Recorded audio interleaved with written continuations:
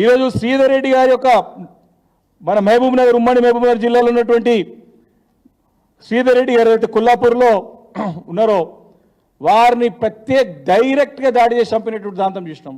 ఇవన్నీ కూడా ఇలాంటి హత్యలకి దాడులకి ప్రత్యక్ష కారణం ఈరోజు బాధ్యత గల పదవిలో ఉన్నటువంటి రేవంత్ రెడ్డి గారిదని చెప్పి చెప్తా ఉన్నాను.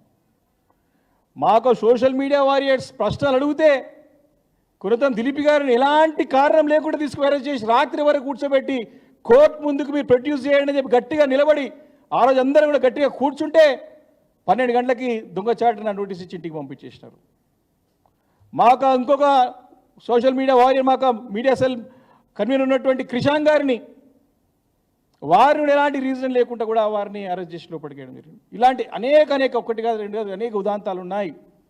ఈరోజు రేవంత్ రెడ్డి గారు ఆటవిక పాలన అరాచక పాలనకి తెరలేపినారు. తెలంగాణ రాష్ట్రంలో శాంతియుతంగా ఉన్నటువంటి తెలంగాణ రాష్ట్రంలో ప్రజలు చక్కగా ఉన్నటువంటి రాష్ట్రంలో మరి ఈ ముఖ్యమంత్రి వచ్చిన తర్వాత తమ ఇచ్చినట్టు హామీలు చేయలేము, 6 గ్యారెంటీలు నిలబెట్టుకోలేము, రుణమాఫీ చేయలేము, రైతు బంధు ఇవ్వలేము, అనేక బంగారం ఇవ్వలేము, కళ్యాణ లక్ష్మి కింద అనేక వాగ్దానాలు చేసి ఇయ్యలేక పక్కదో పట్టించడానికి ఇలాంటి ప్రయత్నాలు అనేకనం చేసుకుంటూ వచ్చిన తరుణంలో ఈ యొక్క శాంతి భద్రతల యొక్క విఘాతం కలిగించడానికి కూడా ప్రత్యక్షం కారణం రేవంత్ రెడ్డి గారు అవుతుందని చెప్పి స్పష్టంగా మనం చేస్తున్నాం.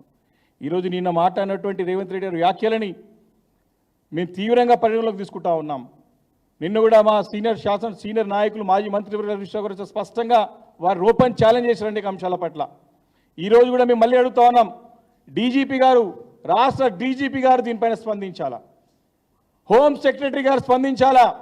మా వాళ్ళే పోయి దాడి చేశారని చెప్తే ముఖ్యమంత్రి అది కూడా హోంశాఖ తన దగ్గర పెట్టుకొని మా వాళ్ళే పోయి దాడి చేస్తున్నారని చెప్పేసి మేము దాడి చేస్తాం కూడా వెనకాల పోమని చెప్పి చెప్పడం చూస్తూ ఉంటే ఈ జరిగినటువంటి అన్ని దాడులు కూడా ఈ హత్యలన్నిటి కూడా ఖచ్చితంగా ప్రభుత్వమే దగ్గరుండి చేపిస్తుండడానికి ఎలాంటి సందేహం లేదు.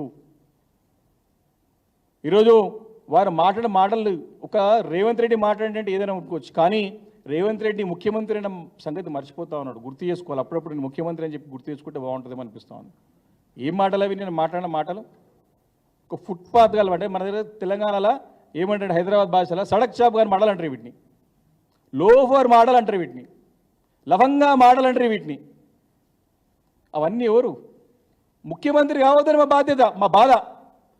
రేవంత్ రెడ్డి గారు ముఖ్యమంత్రి అయ్యారు కాబట్టే మా బాధ. ఈరోజు ముఖ్యమంత్రి గారిని గుర్తు తెచ్చుకోయా అని చెప్తా ఉన్నాం మేము. ఈరోజు ఒక బాధ్యత గల పదవిలో ఉన్నాం, హుందాగా ఉండాలా, ఒక బ్రాడర్ ప్రాస్పెక్టివ్స్ ఉండాలా. జనరల్గా ఏదైనా గొడవ అయితే ఏదైనా అవుతాయి, కొన్ని సందర్భాల్లో అవుతాయి, కొన్ని ఓవర్ఫ్లోలు అయిపోతే కొన్ని మిస్టేక్స్ అయితే గొడవలు అవుతాయి. అక్కడ ఇక్కడ పెద్ద మనిషి గల బాధ్యత గల వ్యక్తి ఏం చేయాలా? అరే అయ్యింది అయిపోయింది, మన హైదరాబాద్ నగరం బాగుండాలా, బాధ్యత గల పదవులున్నప్పుడు మనం కలిసి ఉండాలా, ఏమంటే చూసుకొని మాడుకోవాలి, చర్చించుకోవాలి, ఒక పద్ధతి ప్రకారం పోవాలనాలి. కానీ ఇంత దిగజారుడా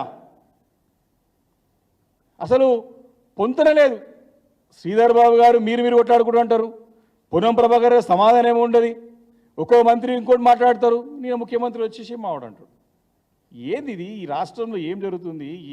ఏం పరిపాలన సాగుతూ ఉంది?